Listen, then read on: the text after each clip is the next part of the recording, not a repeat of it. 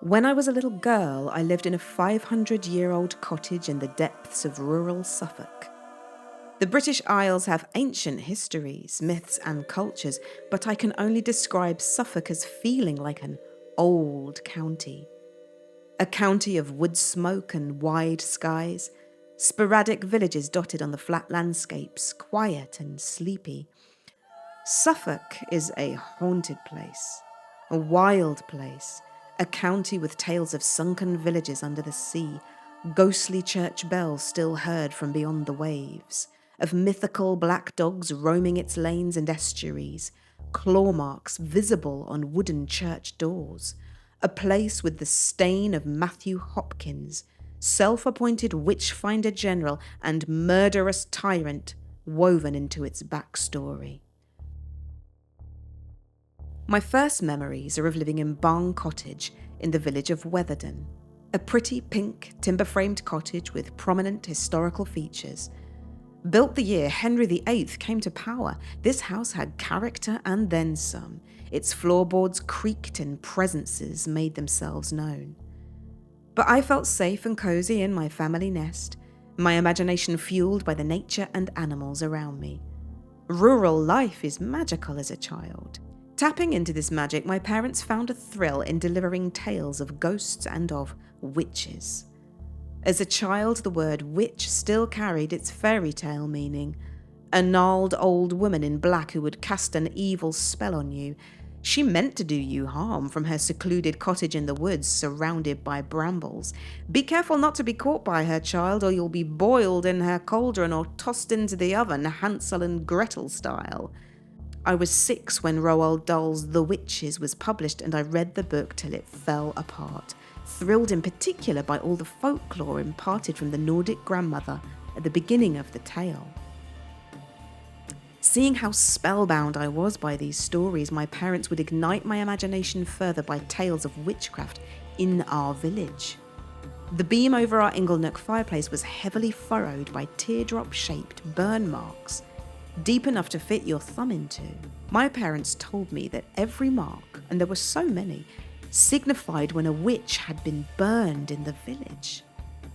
Recently I discovered they weren't far off, as these marks actually represented warding off of witches and evil spirits, believed hundreds of years ago to have easy access to a home down its chimney. Also, on the village common, there used to be this big random stone just plonked in the long grass, seemingly out of nowhere with no connection to its immediate surroundings. Big enough for little me to stand on, which I did every time we played over there. Mum and Dad told me that it marked the last witch burned on that spot. I am chuckling to myself as I write this, as I can imagine how much they enjoyed whipping up my fantastical little imagination. I enjoyed being scared this way. The dark figure of the historical witch, always a tantalising favourite character amongst many fairy tales, safe in the knowledge that she had existed centuries ago and had been hunted down and burned to extinction, so little children like me no longer had to literally fear her wrath. And partly I wanted to inhabit her life. Dabbling in magic and keeping scores of cats sounded like living your best life to me. And so learning the true meaning of the word witch in later years and how it historically has shifted across time was enlightening and thought-provoking, especially in the new age of the modern witchcraft practice.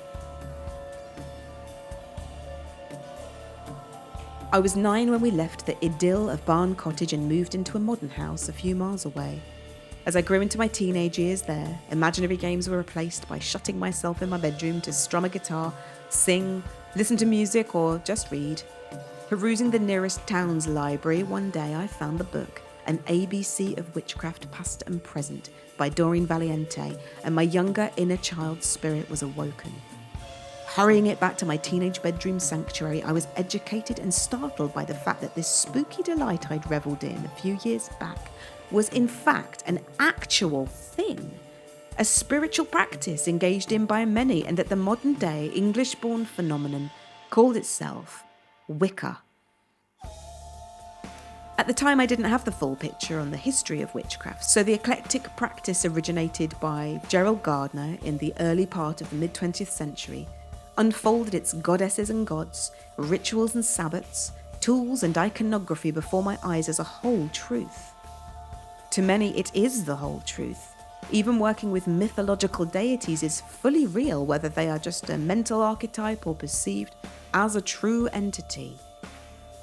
The book itself darts about in history much like the religion of Wicca does, assimilating ancient pagan festivities and practices, ceremonial magic, folklore through time, and a kind of reclaiming of the negative connotations of what witchcraft was considered to be prior to the Witchcraft Act being repealed in 1951. This, Valiente explains, is done by initiation into an actual coven, working with the elements earth, air, fire, water, and spirit. The sun and its masculine energy, and the moon, the divine feminine, bonding with the familiar, practicing real magic, astral projection, working with sigils and candles and ointments and ancient gods, invocations and divination, and working with the rhythms of nature across the wheel of the year. I was transfixed reading this, and it's remained my number one source on the matter ever since, as I later found an ex-library copy in my 20s. It just turned up in a second-hand bookshop. I don't recall where. I feel like Doreen's writing is a lovely bridge between the historical timeline of pagan sorcery, the record of persecution of perceived witches, and the revolution of the modern witchcraft movement we have today, which we have much to thank Gardner for, alongside other occult practitioners such as Madame Blavatsky, Arthur Waite, and Pamela Coleman Smith, and even a little bit of Aleister Crowley on a nice day. All of a sudden, the new meaning of the word witch, or actually Wiccan, was on my radar, and my bedroom then became a sanctuary for candle magic, incense burning, and fantastical art on my walls next to posters of rock stars. For a few years in my late teens and early 20s, that magic lay dormant as I made my way out into the world, focusing on ambition, leaving home, paving my way for a career in music.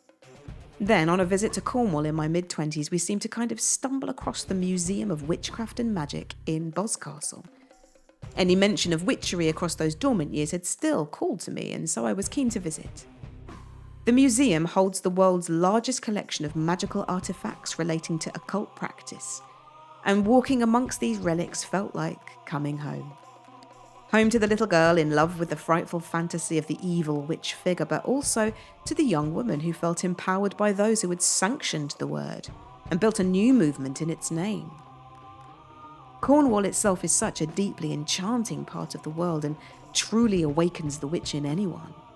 It feels like a pilgrimage to me almost, and when I am there, I feel like I can just be myself in a way that I can't back home in Kent. There is something deeply ancient and mystical stirring in that rugged Celtic nation.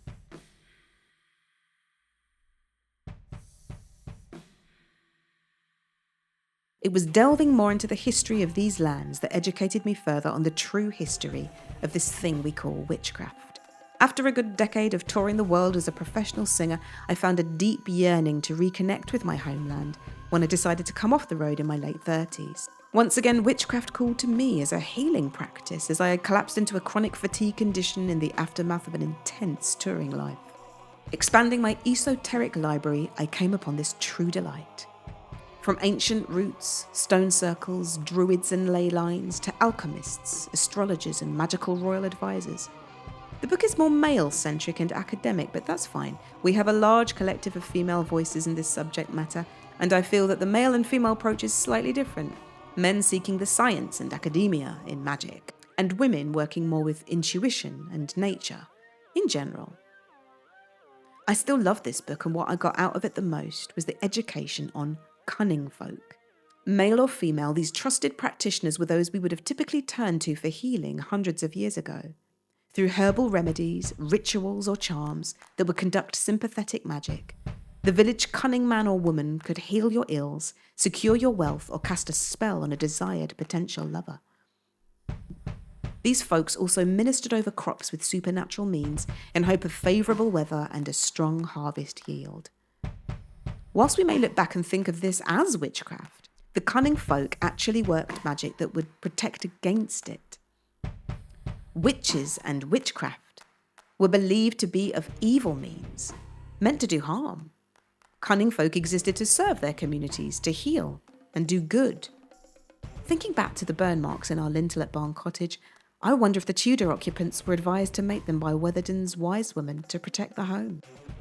Since the dawn of humanity, people across the world have reached beyond the visible world, from the shamans, medicine women and priest kings of early tribes, to Egypt's practitioners of Heka, Greece's gods who walked among mortals, Africa's diviners and spirit healers, the seers and druids of Europe, the woo and tantrikas of Asia, the medicine people of the Americas, and the kahuna and clever women of the Pacific.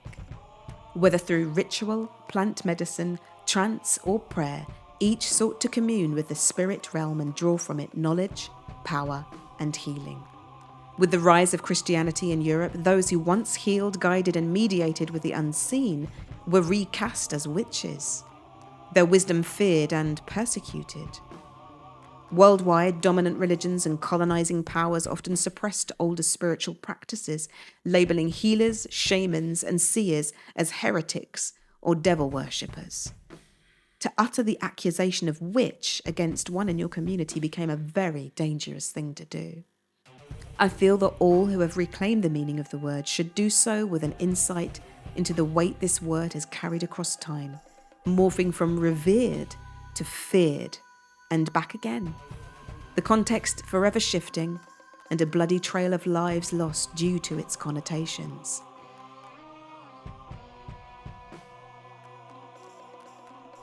In the modern era, social media has become a valid space to share information, beautiful images, and build communities.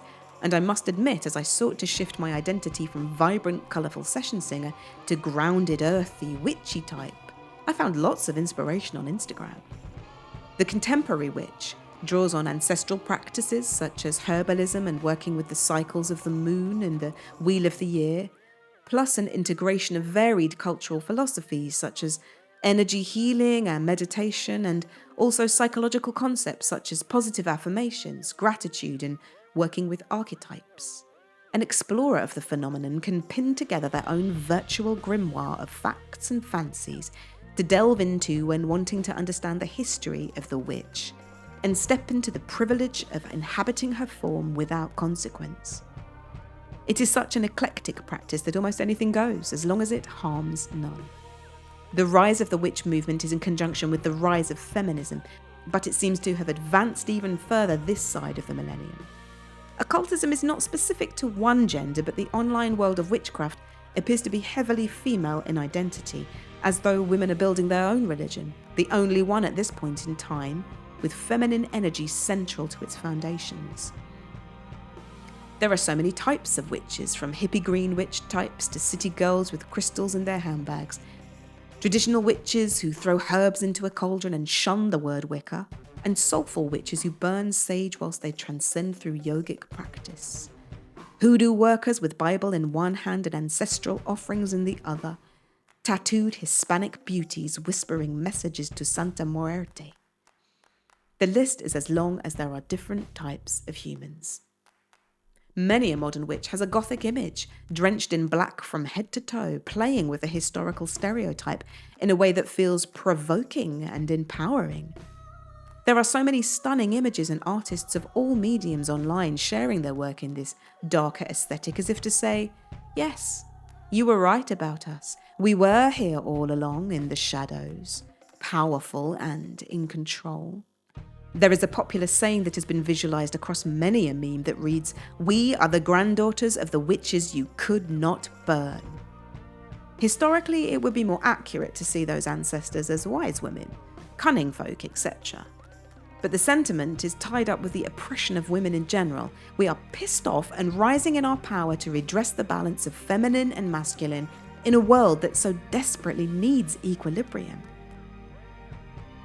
It was a culmination of my life's interest in this subject, endless poring over beautiful esoteric books, and a daily dose of scrolling through Instagram that informed a new project for me in my late 30s.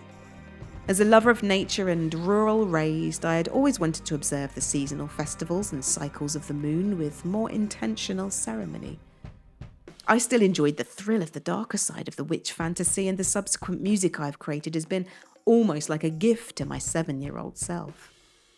My magical offering to the world comes through the supremely divine medium of music. And so I have joined millions online with the hashtag witch, witchcraft, music witch, etc., to connect my offerings with that community. So what does the word witch mean to you today?